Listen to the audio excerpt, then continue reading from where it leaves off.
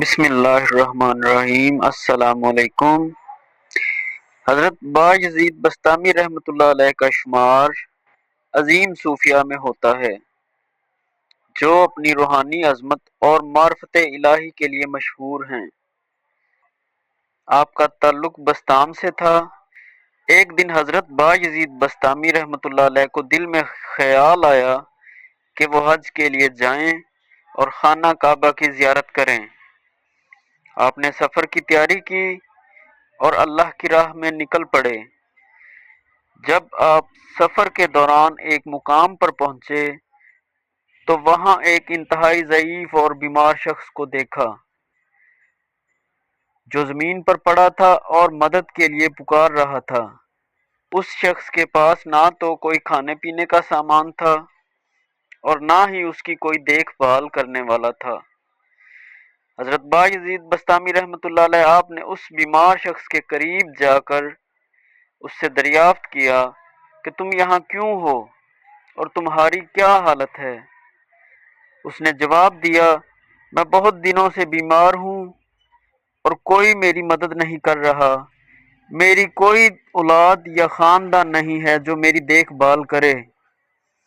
حضرت بایزید بستامی کا دل اس بوڑھے شخص کی حالت دیکھ کر پگھل گیا۔ آپ نے اس سے کہا، تمہیں کس چیز کی ضرورت ہے؟